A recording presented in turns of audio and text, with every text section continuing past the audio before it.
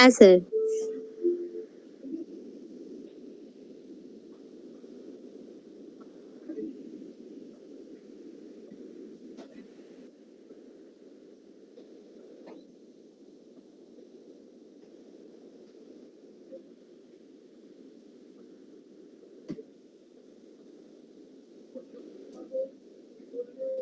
বেশ, সো দেখো আজকে আমাদের যেটা শিক্ষণীয় সেটা হচ্ছে ন্যারেশন চেঞ্জ। নাও ন্যারেশন কথাটি কোত্থেকে এসছে?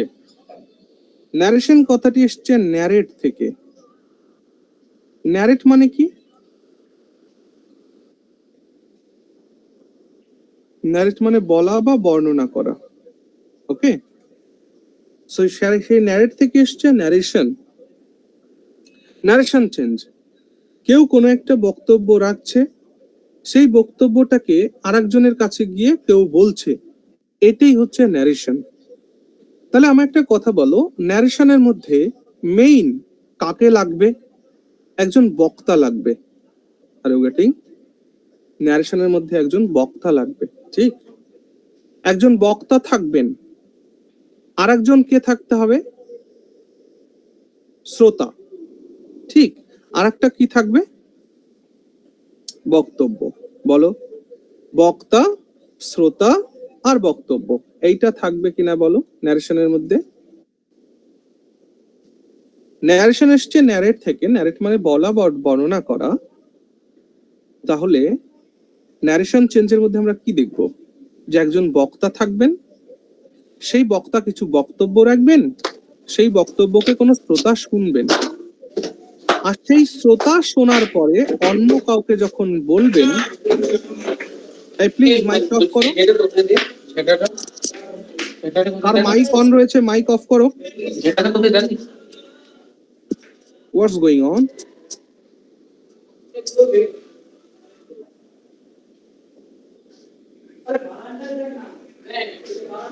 যারা যারা ক্লাসে আছো, যা বলছি সবাই বুঝতে পারছো তো? হ্যাঁ স্যার। তাহলে বক্তা একটা বক্তব্য রাখবে, সেই বক্তব্য একজন শ্রোতা শুনবে, আর এই শ্রোতা শুনে যখন সে অন্য কাউকে বলবে, এ কি করবে? অন্য কাউকে বলবে, অন্য কাউকে বলবে। তখন এই বক্তার বক্তব্যটা ডাইরেক্ট থাকবে না ইনডাইরেক্ট হয়ে যাবে? বক্তা যে বক্তব্য রাখবে সেটা হচ্ছে ডাইরেক্ট, কিন্তু শ্রোতা সেই বক্তব্য শুনে যখন অন্য কাউকে বললো সেটা হয়ে গেল ইনডাইরেক্ট। তাহলে ন্যারেশনও কিন্তু দুই প্রকার। একটা হচ্ছে ডাইরেক্ট ন্যারেশন। ডাইরেক্ট ন্যারেশন মানে কি? যেটা সরাসরি বক্তার মুখ দিয়ে বেরিয়েছে, দ্যাট ইজ ডাইরেক্ট ন্যারেশন। আর যেটা শ্রোতা শুনে অন্য কাউকে বলছে, that is indirect narration. Indirect narration, are you getting? যেমন এই ন্যারেশনের আরেক নাম হচ্ছে রিপোর্টিং। আরেক নাম কি? রিপোর্টিং। সো তোমরা যদি সংবাদপত্র পড়ে থাকো তাহলে দেখবে কোথাও কোনো ঘটনা যদি ঘটে, সেই ঘটনাটাকে সাংবাদিক শুনে আসে, শুনে এসে তোমাদেরকে বলে, ঠিক না? তাহলে যখন যার ঘটনা ঘটেছে সে যখন সাংবাদিকের সঙ্গে কথা বলছেন, দ্যাট ইজ ডাইরেক্ট ন্যারেশন। আর সাংবাদিক শ্রোতা শুনে সেটা আমাদের সকলকে জানাচ্ছে, দ্যাট ইজ ইনডাইরেক্ট ন্যারেশন। বলো বুঝলে কিনা?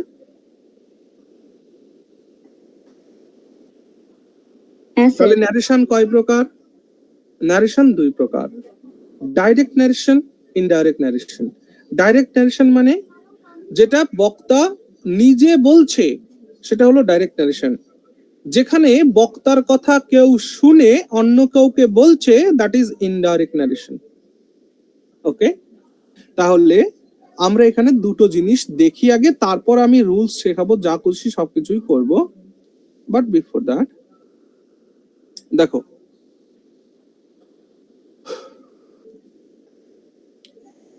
Direct narration. এবার এই ডাইরেক্ট ন্যারেশনকে আমরা কি বলবো? এই ন্যারেশনকে আমরা ন্যারেশন বলবো না, এখানে আমরা এটাকে বলবো স্পিচ, মানে বক্তব্য। বক্তা যেটা বক্তব্য রাখেন সেটাকে স্পিচ বলবো, ন্যারেশন বলবো। তো ন্যারেশনের দুটো, ডাইরেক্ট ন্যারেশন বা ডাইরেক্ট স্পিচ। তো ডাইরেক্ট স্পিচের একটা উদাহরণ আমরা দেখছি। Ram said to me, comma inverted comma, I am a student. ওকে, এটাকে যখন ইনডাইরেক্ট স্পিচে করব, এখানে যখন আমরা ইনডাইরেক্ট স্পিচে করব তখন এটি হবে Ram told me that he was a student. Full stop. Okay, now this is a direct speech and this is indirect speech. So direct speech এর মধ্যে কি কি থাকে ভালো করে খেয়াল করো। This one is speaker, মানে বক্তা। This thing is a reporting verb. What is it? It is reporting verb. Me, what is it? It is listener. Okay, and this is a reported speech. বলো, ন্যারেশনের মধ্যে কি কি থাকে particularly প্রত্যেকটা জিনিস বোঝা গেল? স্পিকার, রিপোর্টিং ভার্ব, লিসেনার আর reported speech, যে স্পিচটা সে রিপোর্ট করলো, যেটা জানালো। আর ওয়েটিং। সো এবার আমাদের শিখতে হবে যে অ্যাকচুয়ালি ভয়েস চেঞ্জ করার সময় আমরা চেঞ্জ কোথায় কোথায় করব, বা স্পেসিফিক চেঞ্জ কোথায় কোথায় হতে পারে। যেখানে যেখানে চেঞ্জ হবে সেখানে সেখানে আমি স্টার চিহ্ন দেব, অর্থাৎ এই জায়গাটা একটা স্টার চিহ্ন দিলাম কারণ এটা চেঞ্জ হয়। এই কমা ইনভার্টেড কমা তুলে দিতে হয়, এখানে একটা চেঞ্জ হয়।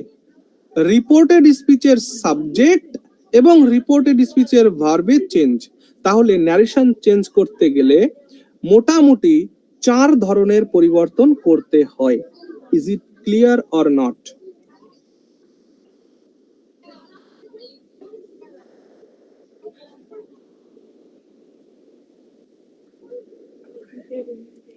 Sir clear.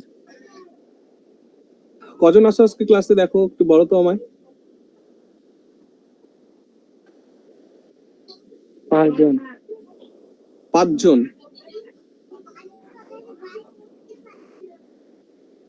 যে 5 জন ক্লাসে আছো প্রত্যেকে বুঝতে পারছো কিনা বলো? Yes sir.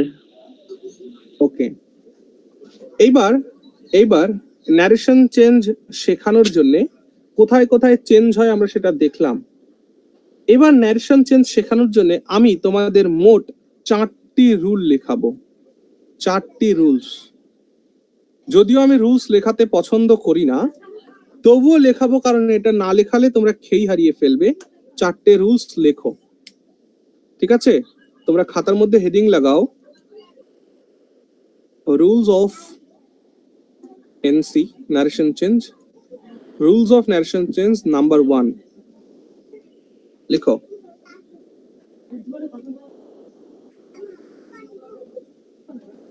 প্রথম রুল লিখো। সবাই রেডি? বলবো?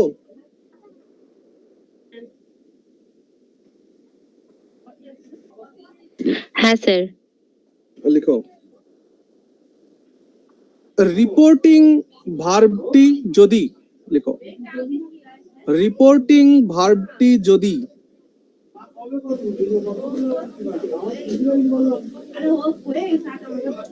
রিপোর্টিং ভার্বটি যদি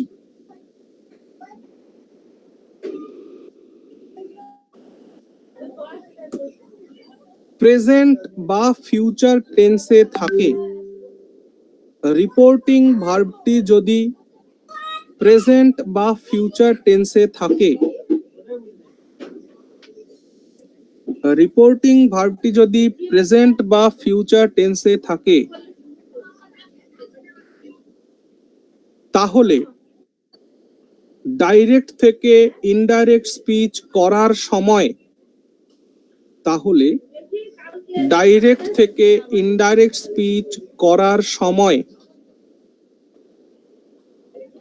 তাহলে ডাইরেক্ট থেকে ইনডাইরেক্ট স্পিচ করার সময় রিপোর্টেড স্পিচ এর টেন্স এর কোনো পরিবর্তন হবে না। তাহলে রিপোর্টেড স্পিচ এর টেন্স এর কোনো পরিবর্তন হবে না। দাঁড়ি কি লিখলে কেউ একজন পড়ো।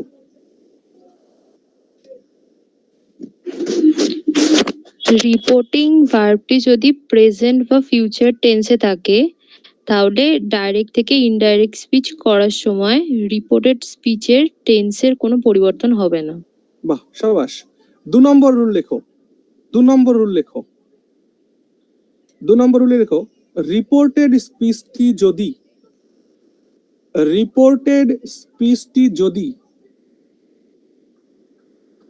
চিরন্তন সত্য কোনো ঘটনা হয়, রিপোর্টেড স্পিচটি যদি চিরন্তন সত্য কোনো ঘটনা হয়,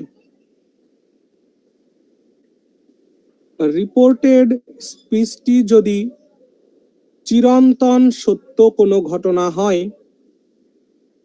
তাহলে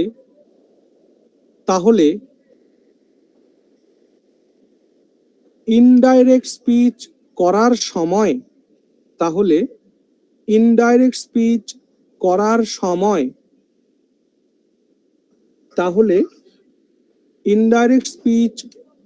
সময়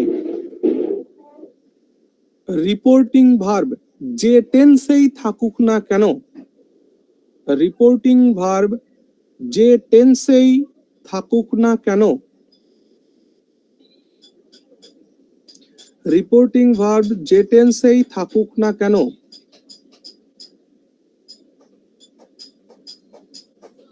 রিপোর্টেড স্পিচ এর টেন্সের পরিবর্তন হবে না। রিপোর্টেড স্পিচ এর টেন্স এর পরিবর্তন হবে না। রিপোর্টেড স্পিচের টেন্সের পরিবর্তন হবে না।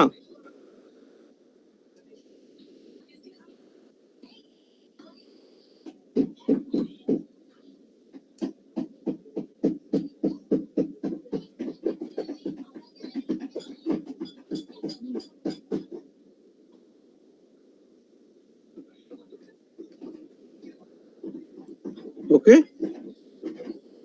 কি লিখলে কেউ একজন পড়ো। আগে যে পড়েছিলে সেই পড়ো। রিপোর্টেড স্পিচটি যদি চিরন্তন সত্য কোনো ঘটনা হয় তাহলে ইনডাইরেক্ট স্পিচ করার সময় রিপোর্টিং ভার্ব যে টেন্সেই থাকুক না কেন রিপোর্টেড স্পিচের টেন্সের কোনো পরিবর্তন হবে স্যার হবে না বললেন তো? হ্যাঁ হ্যাঁ, হবে না। রিপোর্টেড হবে না। এর টেন্সের পরিবর্তন হবে না। হয়েছে? বেশ। হবে না। 3 নম্বর রুল লিখে এবার। আচ্ছা, বাকি যারা আছো ক্লাসে সবাই বুঝতে পারছো, লিখতে পারছো?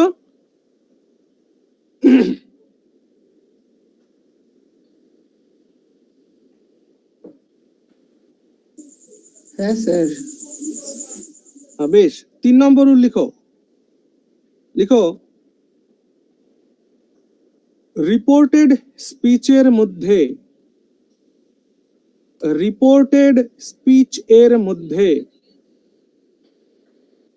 যে কোনো ফার্স্ট পারসন, রিপোর্টেড স্পিচের মধ্যে যে কোনো ফার্স্ট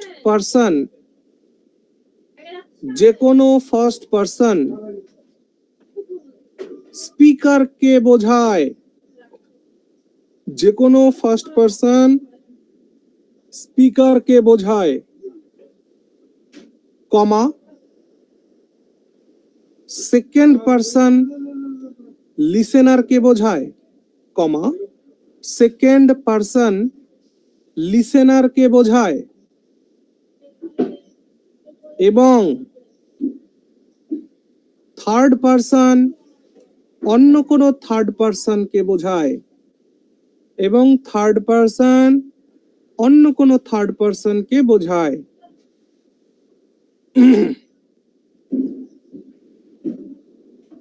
এবার পড়ো কি লিখলে।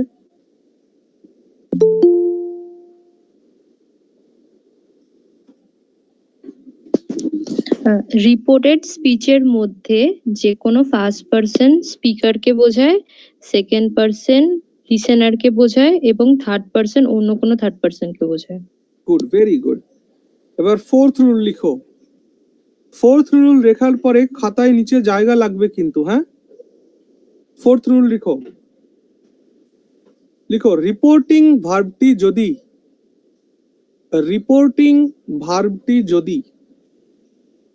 পাস্ট টেন্সে থাকে, রিপোর্টিং ভার্বটি যদি পাস্ট টেন্সে থাকে, রিপোর্টিং ভার্বটি যদি পাস্ট টেন্সে থাকে, তাহলে ডাইরেক্ট থেকে ইনডাইরেক্ট স্পিচ করার সময়, তাহলে ডাইরেক্ট থেকে ইনডাইরেক্ট স্পিচ করার সময় রিপোর্টেড স্পিচ এর, তাহলে ডাইরেক্ট থেকে ইনডাইরেক্ট স্পিচ করার সময় রিপোর্টেড স্পিচ এর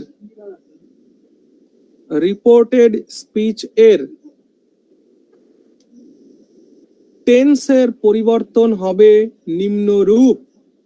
রিপোর্টেড স্পিচ এর টেন্সের পরিবর্তন হবে নিম্নরূপ। পড়ো, কেউ একজন কি লিখলে?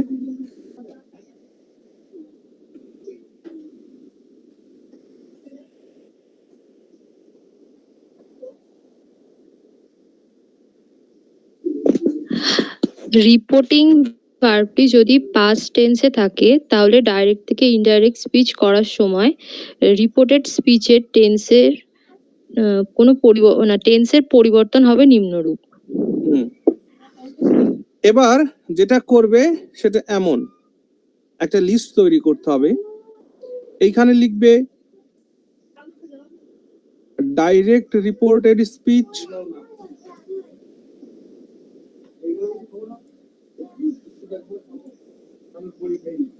আর এখানে লিখবে indirect reported speech.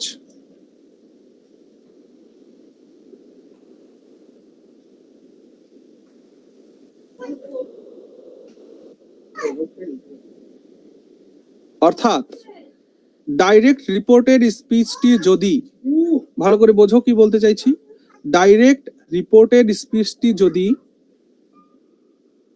Present indefinite টেন্সে থাকে, তাহলে সেটি ইনডাইরেক্ট স্পিচে গিয়ে পাস্ট ইনডেফিনিট হয়ে যাবে।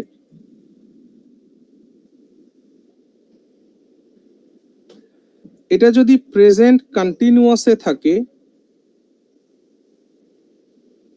এটা ইনডাইরেক্ট স্পিচে গিয়ে পাস্ট কন্টিনিউয়াস হয়ে যাবে।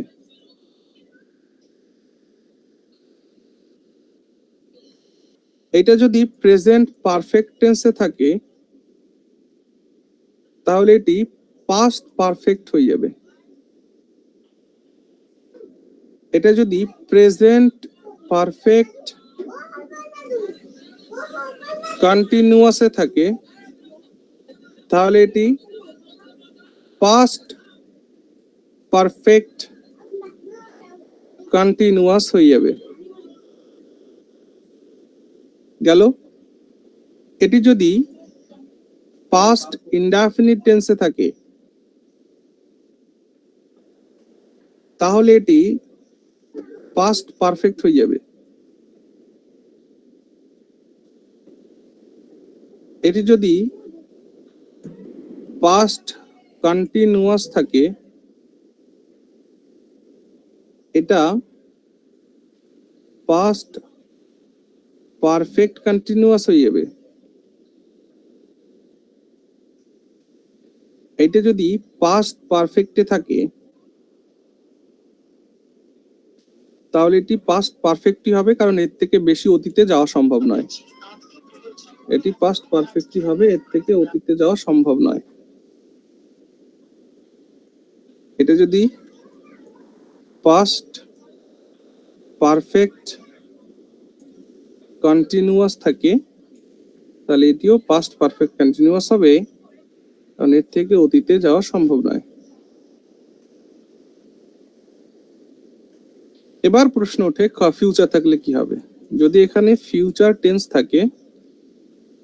টেন্স থাকে তাহলে এটি ফিউচার ইন দ্য পাস্ট হবে। ফিউচার ইন দ্য পাস্ট হবে। ফিউচার ইন দ্য পাস্টের অর্থ কি জানো? ফিউচারে থাকলে নিশ্চয়ই শ্যাল থাকবে, শ্যাল থাকলে শুড হয়ে যাবে, উইল থাকলে উড হয়ে যাবে, ক্যান থাকলে কুড হয়ে যাবে, এখানে মে থাকলে মাইট হয়ে যাবে। চলো প্রত্যেককে লিখে নিয়েছো?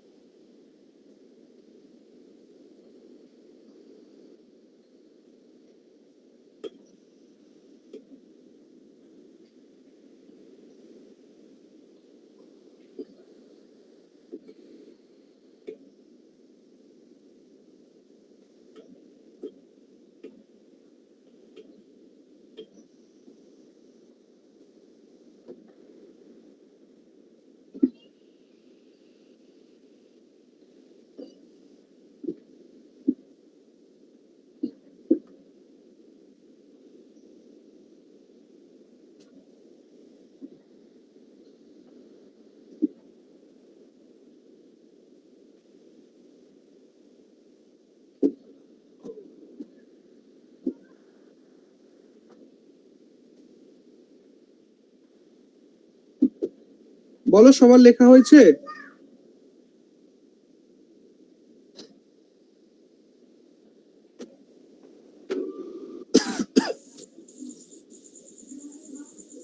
হ্যাঁ স্যার, এমনও হয়েছে। হ্যাঁ স্যার। বেশ, এবার 5 নম্বর রুলে লেখো, 5 নম্বর রুল লিখো, এটা লিখো, changes of some adverbials and others. কিছু অ্যাডভার্বিয়ালস এর এই পরিবর্তন হবে। ডাইরেক্ট স্পিচে নাও থাকলে ইনডাইরেক্ট স্পিচে সেটা দেন হবে। ডাইরেক্ট স্পিচে দিস বা দিস থাকলে ইনডাইরেক্ট স্পিচে দ্যাট বা দোজ হবে। হিদার থাকলে থিদার হবে, হিয়ার থাকলে দেয়ার হবে, হেন্স থাকলে দেন্স হবে, দাস থাকলে সো হবে, কাম থাকলে গো হবে। টুডে থাকলে দ্যাট ডে হবে, টুমোরো থাকলে দ্য নেক্সট ডে হবে, ইয়েস্টারডে থাকলে দ্য প্রিভিয়াস ডে হবে, লাস্ট নাইট থাকলে দ্য প্রিভিয়াস নাইট হবে, এগো থাকলে বিফোর হবে, এটসেট্রা। এই অ্যাডভার্বিয়ালস এর চেঞ্জ এগুলো হবে, এটাও লিখে নাও। তারপর আমি বোঝানোর চেষ্টা করব যে কি 4টে রুল আমি তোমাদের শেখালাম।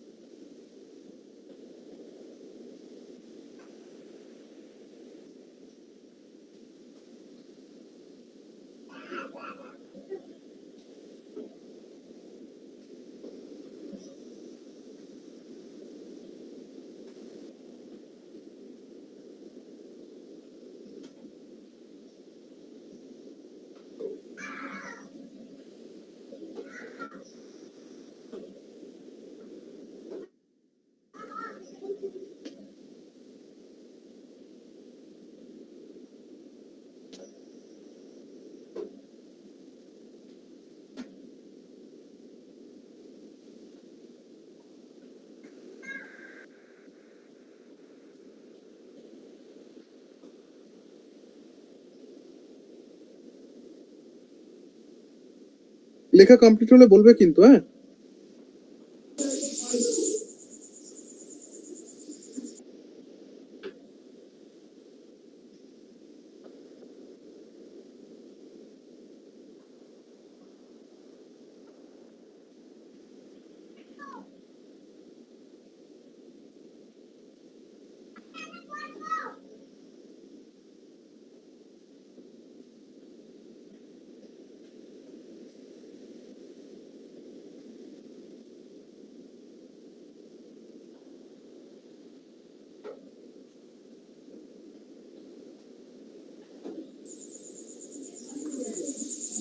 হ্যাঁ স্যার হয়েছে। সবার হয়েছে লেখা?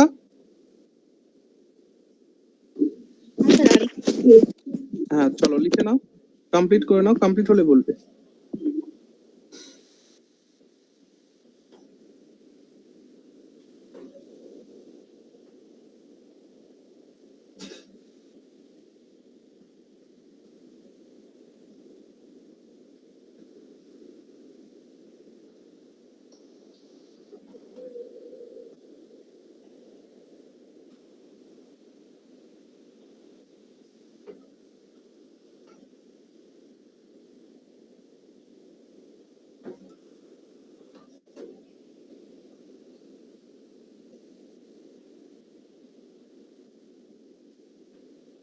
হলো?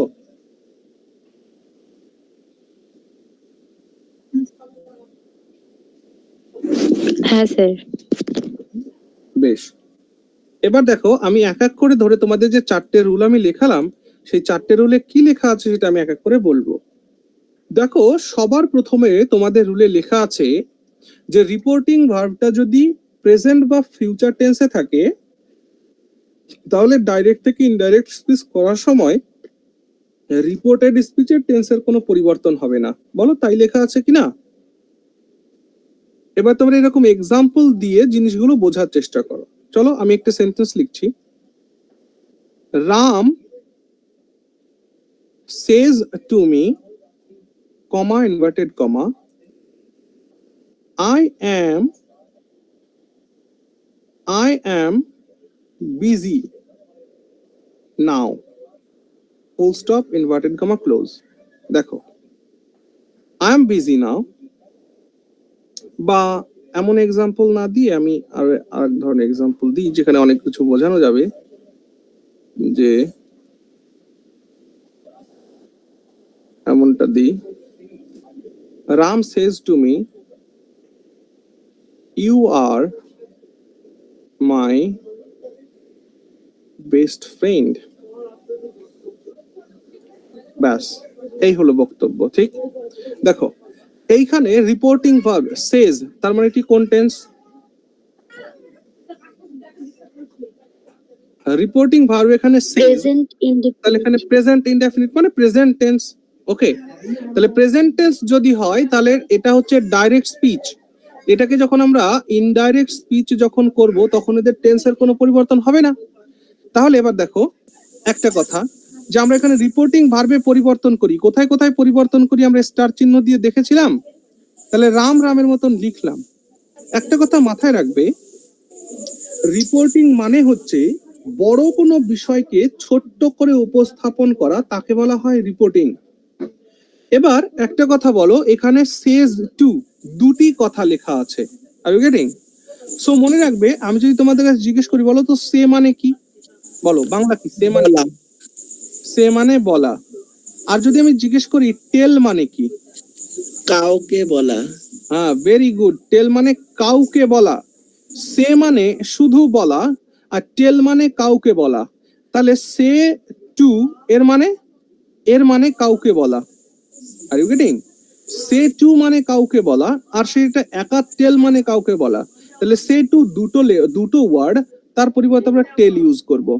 যেহেতু রিপোর্টিং, দেখো কোন একটা ঘটনা যখন ঘটে সংবাদপত্রে ছোট্ট করে কয়েক লাইনের মধ্যে দেখবে সে ঘটনাটাকে বর্ণনা করা হয়। তাহলে বড় জিনিসকে ছোট করা, তাহলে এই সেজ টু এই দুটোকে তুলে দিয়ে আমি এখানে কি লিখবো? Tells. Tells. Ram tells me, ব্যাস হয়ে গেল। কমা ইনভার্টেড কমা তুলে দিয়ে এখানে আমি দ্যাট বসাবো। কথা হলো কেন দ্যাট বসাবো? মনে রেখো দ্যাট এই জন্যই বসাচ্ছি কারণ তারপরে ফার্দার সাবজেক্ট আর ফার্দার ভার্ব আছে কিনা নাই। এই দ্যাটের পরে further subject you, further verb আছে কিনা নেই? আছে। এই ফার্দার সাবজেক্ট আর ফার্দার ভার্ব আছে বলে এখানে দ্যাট বসাচ্ছি, ভালো করে বুঝবে। তাহলে কমা ইনভার্টেড কমা তুলে দ্যাট কেন বসালাম? কারণ এখানে ফার্দার সাবজেক্ট ফার্দার ভার্ব এসছে, তাই আমাকে নতুন ক্লজ শুরু করতে হচ্ছে। আর সেই নতুন ক্লজ শুরু করার জন্য আমাদের দ্যাট বসাতে হবে as a conjunction. Are you getting? ওই পরেরটা দ্যাট ক্লজ হলো। হ্যাঁ, তারপরটা দ্যাট ক্লজ না, এটা নাউন ক্লজ হবে। ওকে, দ্যাট ক্লজ নাউন ক্লজ হয়। আমি একটু আলোচনা করেছি এগুলো প্রথমেই। তো এটা দ্যাট ক্লজ হচ্ছে না, এটা নাউন ক্লজ হচ্ছে। কেন? কারণ টেল একটা ট্রানজিটিভ ভার্ব, ট্রানজিটিভ ভার্বের অবজেক্ট হিসেবে পুরো ক্লজটি বসবে। Are you getting? এবার বাদ দাও, আমি একটু পরে আলোচনা করছি ওটা। তাহলে এখানে আমি কমা ইনভার্টেড কমা তুলে দ্যাট কেন বসাচ্ছি বলো আমায়? কারণ ফার্দার সাবজেক্ট ফার্দার ভার্ব রয়েছে তাই। ওকে, এইবার এইবার তুমি আমায় বলো তোমাদের থার্ড রুলের মধ্যে কি লেখা আছে? থার্ড রুল, ওখানে লেখা আছে যে রিপোর্টেড স্পিচের মধ্যে ফার্স্ট পারসন স্পিকারকে বোঝায়, সেকেন্ড পারসন লিসেনারকে বোঝায়, থার্ড পারসন অ্যানাদার থার্ড পারসনকে বোঝায়। লেখা আছে কিনা নাই?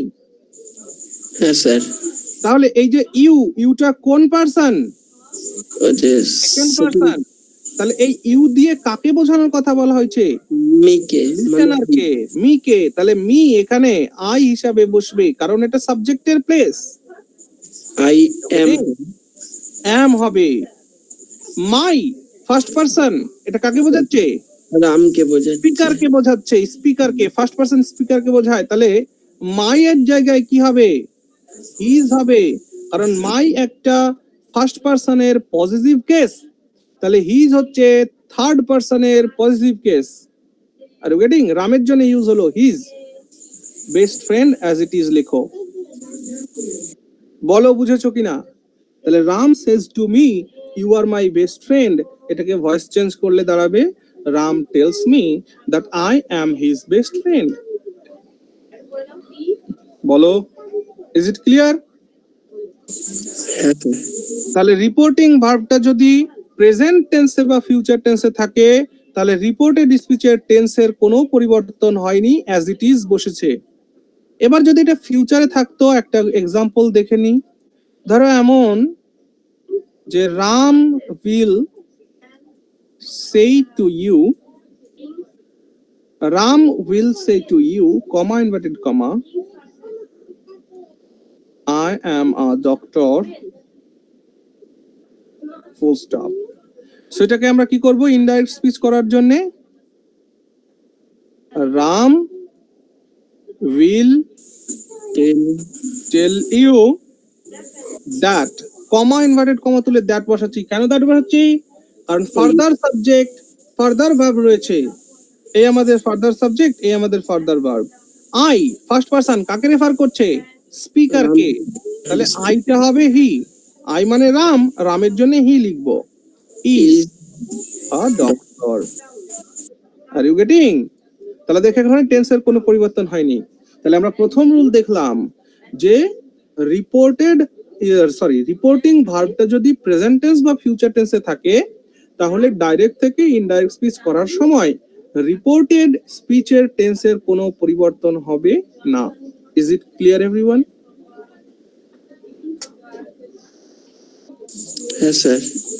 বেশ, এবার তোমাদের 2 নম্বর রুলের মধ্যে কি লেখা আছে? 2 নম্বর রুলের মধ্যে লেখা আছে যে রিপোর্টেড স্পিচটি যদি চিরন্তন সত্য কোনো ঘটনা হয়, তাহলে রিপোর্টিং ভার্ব যে টেন্সেই থাকুক না কেন, রিপোর্টেড স্পিচের টেন্সের কোনো পরিবর্তন হবে না। যেমন একটা এক্সাম্পল, ডাইরেক্ট স্পিচে মনে এরকম লেখা আছে, the teacher said to the students, comma inverted comma, the sun gives us light. ওকে, তাহলে শিক্ষক ছাত্রদের বলেছিলেন the sun gives us light, হ্যাঁ, সূর্য আমাদেরকে আলো দেয়। ওকে, আচ্ছা, এবার এটাকে যখন আমরা ইনডাইরেক্ট স্পিচ করব, ইনডাইরেক্ট স্পিচের ক্ষেত্রে নো চেঞ্জ, মাথায় রেখো। The teacher told the students that the sun gives us light. এবার এই জায়গায় একটা কথা আছে, স্যার এখানে আসটা তো ফার্স্ট পারসন, এটা তাহলে টিচারকে বোঝানোর কথা। কিন্তু মনে রেখো এই সেন্টেন্সটি এমনই একটা সেন্টেন্স সূর্য কি শুধুমাত্র শিক্ষকদেরই আলো দেন, না আমাদের সবাইকে দেন বলো? এখানে যদি আমরা আসের এই জায়গাটা, আস মানে তো ফার্স্ট পারসন, সেই ফার্স্ট পারসনটা তাহলে টিচারকে বোঝাচ্ছে। So, আমি এখানে দেম লেখা উচিত ছিল, কিন্তু এখানে দেম লিখলে কি হতো বাক্যটা? শিক্ষক ছাত্রদের বলেছিলেন সূর্য তাদের আলো দেয়, কিন্তু কথাটা কি ঠিক হলো? সূর্য তো আমাদেরই আলো দেয়, তাদের বলে কোনো কথা নেই, আমাদের পৃথিবীতে যারা আছে সবাইকে আলো দেয়। বোঝা গেল? এই জন্য এখানে কোনো চেঞ্জ হলো না। Is it clear or not?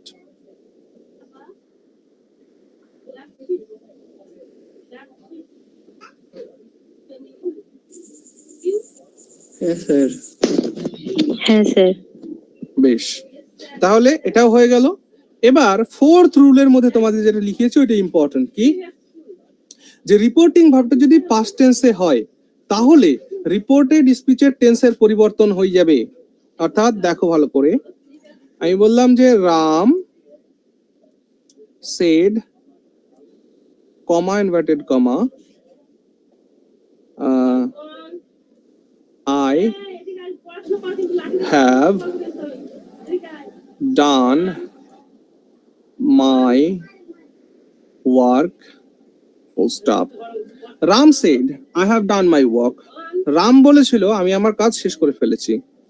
এবার বলো দেখি, এটা কি এটা ডাইরেক্ট স্পিচ আছে, এটা কি ইনডাইরেক্ট স্পিচ করার সময় কি করব বলো? রাম রাম said, said, এইখানে কেউ যেন আবার টোল্ড করতে যেও না। কেন টোল্ড করতে যাবে না? কারণ এখানে লিসেনার কি আছে বলো আমায়? এখানে লিসেনারই নেই, তাহলে লিসেনার না থাকলে আমরা টোল্ড লিখবো না, সেড সেডই থাকবে। ওকে, তাহলে রাম কমা ইনভার্টেড কমা তুলে দিয়ে দ্যাট লিখবো। কেন দ্যাট লিখবো? ফার্দার সাবজেক্ট ফার্দার ভার্ব রয়েছে সেই জন্য। ওকে, তারপর আই ফার্স্ট পারসন কাকে রেফার করছে? রামকে। তার রামের জন্য কোন প্রোনাউন ইউজ হবে? আই না হি? he এখানে had দেখো হ্যাভ ডান, তার মানে প্রেজেন্ট পারফেক্ট টেন্স আছে। তাহলে প্রেজেন্ট পারফেক্ট টেন্স থাকলে তোমরা একটু আগে লিখেছো এটা কোন টেন্সে কনভার্ট হবে? past পাস্ট perfect পারফেক্টে কনভার্ট হবে, অর্থাৎ had done. his work. Had done, my first person রামকে রেফার করছে, তাহলে হিজ ওয়ার্ক। বলো এভরিওয়ান, ক্লিয়ার হয়েছে? তাহলে Ram said I have done my work, এটাকে নারেশন চেঞ্জ করলে আমরা পেলাম Ram said that he had done his work. Okay, is it clear everyone? হ্যাঁ স্যার। বেশ বেশ বেশ, এবার চলো তাহলে এই প্র্যাকটিস গুলোকে এবার করতে হবে। আজকে আমরা যে ন্যারেশন শিখছি সেটা হচ্ছে এই যে লেখাই আছে হেডিং দেখো, যে narration change of assertive sentence. আমাদের 5 ধরনের বাক্য হয়, তোমাদের পড়িয়েছি 5 ধরনের বাক্য, assertive, interrogative, imperative, objective, exclamatory. না, সেন্টেন্সটা স্যার এখনো হয়নি। আচ্ছা ঠিক আছে, সেন্টেন্সটা তাহলে আমি নেক্সট ডে তোমাদের পড়াবো, আজকে এটা করো। অ্যাসার্টিভ সেন্টেন্স, আচ্ছা চলো দেখি সেন্টেন্সের প্রকারভেদগুলো শিখিয়ে দিই। 5 প্রকারের বাক্য হয়। ওকে, দেখো তোমরা খাতার মধ্যে হেডিং লাগাও সেন্টেন্স টাইপস। সেন্টেন্স টাইপস, বাক্যের প্রকারভেদ। সেন্টেন্স 5 প্রকার। প্রথম প্রকারকে আমরা বলে থাকি অ্যাসার্টিভ সেন্টেন্স।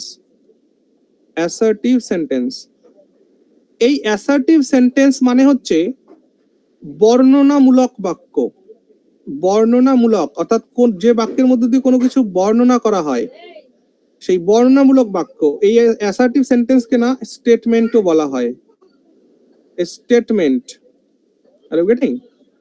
যেমন Ram is a good student, এটা একটা স্টেটমেন্ট, এটা একটা বর্ণনা, ঠিক অ্যাসার্টিভ সেন্টেন্স। 2 নম্বর টাইপের sentence that is interrogative. Interrogative, INTERROGATIVE, interrogative sentence. Actually interrogative sentence মানে হচ্ছে প্রশ্নসূচক বাক্য। প্রশ্নসূচক বাক্য অর্থাৎ কোয়েশ্চেন। ওকে, ইন্টারোগেটিভ সেন্টেন্স হচ্ছে কোয়েশ্চেন।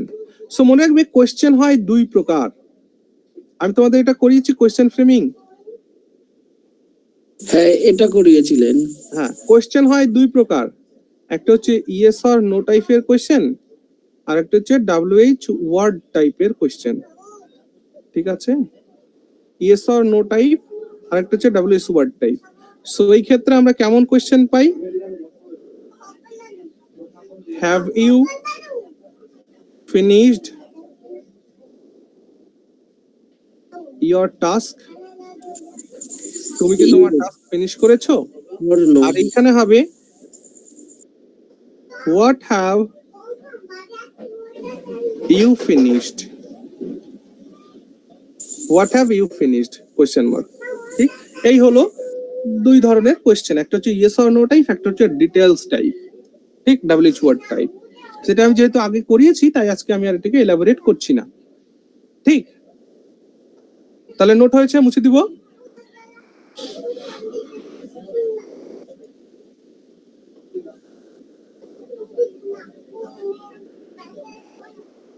মুছে দেবো। Yes, sir. 3 number type, that is imperative. Imperative sentence. Imperative sentence মানে হচ্ছে আদেশ, উপদেশ আর অনুরোধমূলক বাক্য। অনুরোধমূলক বাক্য অর্থাৎ ইন্টারোগেটিভ সেন্টেন্স মানে যার মধ্যে অর্ডার থাকবে, অ্যাডভাইস থাকবে আর রিকোয়েস্ট থাকবে। ঠিক আছে, অর্ডার, অ্যাডভাইস এন্ড রিকোয়েস্ট, এই হলো কাহিনী। এবার একটা কথা, এই ইম্পারেটিভ সেন্টেন্সের যে সাবজেক্ট, সেই সাবজেক্ট অলওয়েজ ইউ। ইম্পারেটিভ সাবজেক্টের, ইম্পারেটিভ সেন্টেন্সের সাবজেক্ট অলওয়েজ কি হবে? ইউ হবে। Hence you is understood in every sentences. Are you getting? তাহলে প্রত্যেকটা বাক্যের মধ্যে ইউ আন্ডারস্টুড অবস্থায় থাকবে, অর্থাৎ উজ্জ্ব থাকবে। তাহলে ইম্পারেটিভ সেন্টেন্স শুরু হবে কিভাবে? মনে রাখবে, ইম্পারেটিভ সেন্টেন্স শুরু হয় root verb plus object or others. Object or others অর্থাৎ ইম্পারেটিভ সেন্টেন্স সর্বদা রুট ভার্ব দিয়েই শুরু হবে। বোঝা গেল? তাহলে এর এক্সাম্পল হিসেবে আমরা লিখে নিব যে অর্ডারের ক্ষেত্রে কি হতে পারে, যেমন do the some, this is order. তারপর অ্যাডভাইসের ক্ষেত্রে লিখে নেব, এক্সাম্পল লিখে নেব কি, উপদেশ দিচ্ছি, do not run in the sun, do not run in the sun। আর রিকোয়েস্টের ক্ষেত্রে একটা এক্সাম্পল দেখে নিব, that is give me some money, give me some money। মনে রেখো, প্লিজ কথাটা যুক্ত থাকলেই সেটা রিকোয়েস্ট হবে, না থাকলে নয়, তা নয়। প্রায়শই তোমরা বইতে উদাহরণ দেখবে, রিকোয়েস্ট মানেই প্লিজ যুক্ত একটা শব্দ বা প্লিজ যুক্ত একটা সেন্টেন্স। প্লিজ না থাকলেও সেই বাক্যটি একটি রিকোয়েস্ট হতে পারে, অবশ্যই পারে। যেমন এই সেন্টেন্সটা দেখো, ডু দ্য সাম, এই কোয়েশ্চেনটিকে আমরা অর্ডার বলছি, কমান্ড বলছি, কিন্তু এই কোয়েশ্চেনটি যদি তুমি তোমার বন্ধুকে করো তাহলে কি এটা অর্ডার থাকবে? বন্ধু এই অঙ্কটা কর না, then it will be request. Are you getting? তাহলে ইম্পারেটিভ সেন্টেন্স কোন বাক্যের মধ্য দিয়ে আদেশ বোঝাবে, উপদেশ বোঝাবে, রিকোয়েস্ট বোঝাবে বা অর্ডার বোঝাবে, সেটা বোঝার জন্য আমাকে কনটেক্সটের উপরে নজর দিতে হবে, কোন প্রেক্ষাপটে দাঁড়িয়ে কথাটি বলা হচ্ছে। Are you getting? এগুলো স্যার ভয়েস চেঞ্জের সময় বুঝিয়েছিল। বুঝেছিলাম। ভয়েস চেঞ্জের সময়। ওকে ওকে, ঠিক আছে। তাহলে গিভ সাম মানি মানে আমায় কিছু টাকা দাও, এটাও একটা অনুরোধ, প্লিজ লাগানো নেই, তাতে কি হলো? তাহলে ইম্পারেটিভ সেন্টেন্সও হয়ে গেল। এরপর 4 নম্বর বাক্য, that is optative sentence. ঠিক, optative sentence. অপটেটিভ সেন্টেন্স মানে যে বাক্যের মধ্য দিয়ে প্রেয়ার বা উইশ বোঝানো হয়, মানে ইচ্ছা বা প্রার্থনামূলক বাক্য।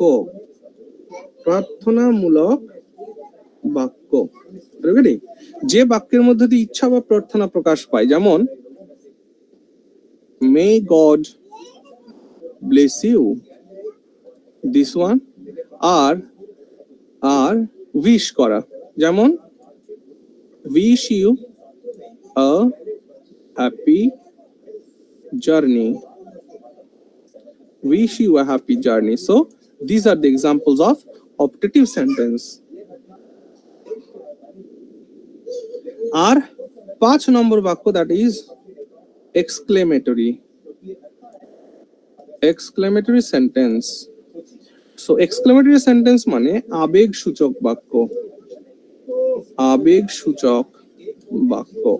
এক্সক্লেমেটরির সঙ্গে আমাদের একটা পার্টস অফ স্পিচের রিলেশন আছে, দ্যাট ইজ ইন্টারজেকশনের রিলেশন আছে। অর্থাৎ এক্সক্লেমেটরি সেন্টেন্সের মধ্যে ইন্টারজেকশন থাকবে। Are you getting? যেমন alas, he is no more, হায় রে তিনি আর বেঁচে নেই। So this is exclamatory sentence. Hooray, we have won the match. Hooray, we have won the match. Okay, so these are the examples of exclamatory sentence. Clear হলো? তাহলে আমরা narration চেঞ্জের মধ্যে ওই আজকে শুধু অ্যাসার্টিভ সেন্টেন্সটাকে দেখছি, এরপরে আমরা ইন্টারোগেটিভ সেন্টেন্স দেখবো, তারপর ইম্পারেটিভ দেখবো, তারপর অপটেটিভ, এক্সক্লেমেটরি, এগুলো দেখবো। Okay, is it clear boss? May I go for next?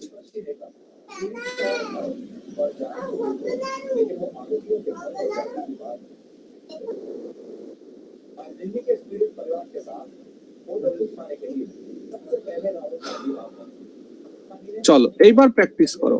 তাহলে আজকে আমরা ন্যারেশন চেঞ্জ করছি অ্যাসার্টিভ সেন্টেন্সের, অর্থাৎ স্টেটমেন্টের। He says I am always busy. বলো।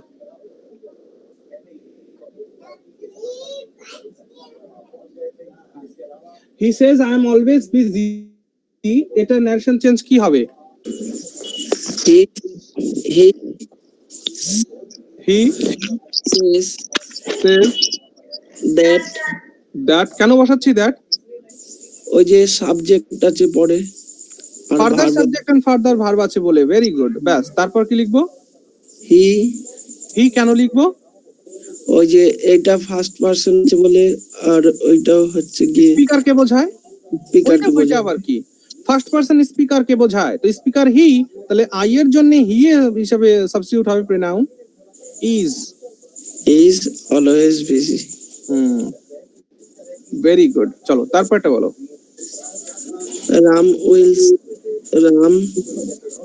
Ram will say that she, another third person.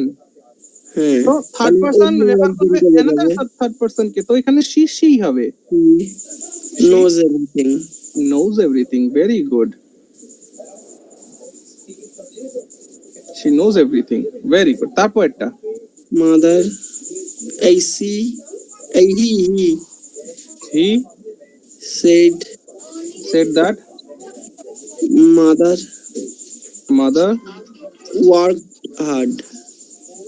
mother worked hard. Very good. দেখো এটা প্রেজেন্ট ইনডেফিনিটে ছিল, তাই এটা পাস্ট ইনডেফিনিট হয়ে গেল। বেশ, তারপর the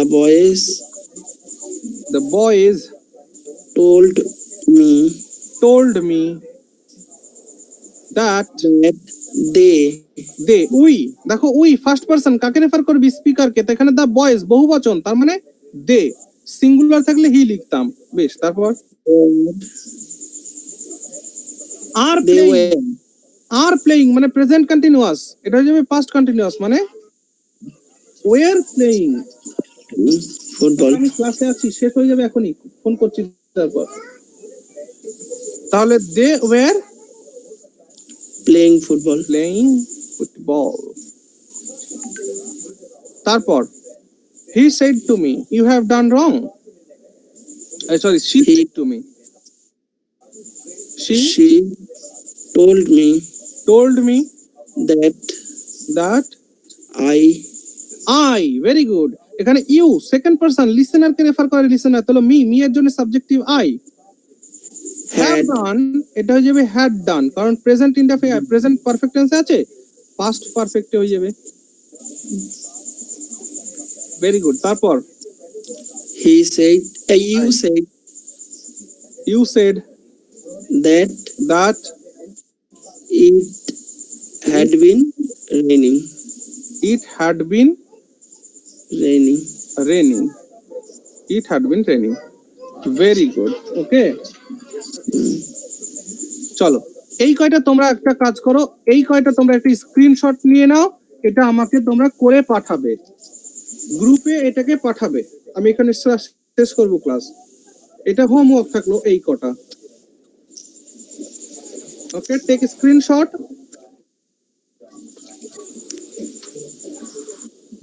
আচ্ছা বলো, ন্যারেশন চেঞ্জ আজকে শুরু হলো, প্রত্যেকে বুঝতে পেরেছো কিনা পারোনি বলো একটু আমায়।